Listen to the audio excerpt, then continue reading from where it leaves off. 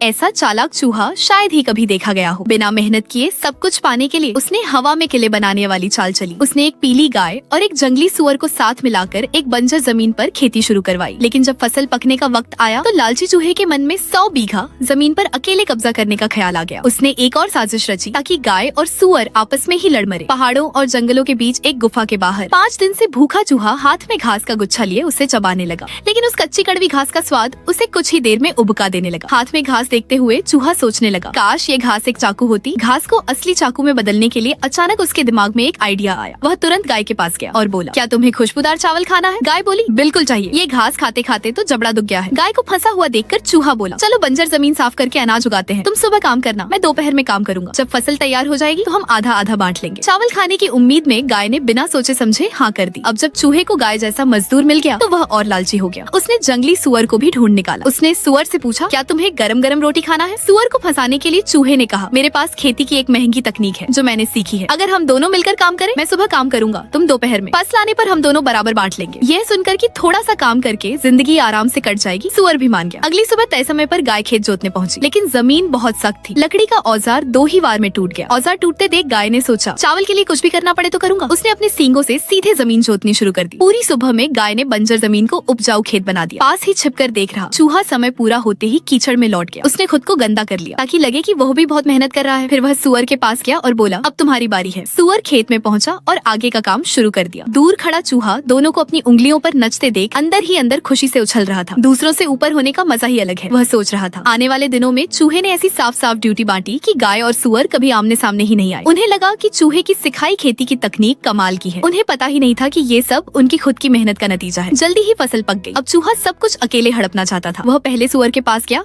और बोला, मैं ज्यादा ताकतवर हूँ, ज्यादा काम मैंने किया है। तुम तो अक्सर आलस करते हो, इसलिए तुम्हें सिर्फ चौथाई हिस्सा मिलेगा। सुअर को यह बिल्कुल मंजूर नहीं हुआ। तब चूहे ने कहा, कल रस्साकशी करते हैं, अगर तुम जीत गए तो आधा हिस्सा तुम्हारा। नन्हे चूहे को देखकर सुअर हंस पड़ा और मान गया। चूहा बोला, कल सुबह खेत के उत्तर वाले सिरे पर आना।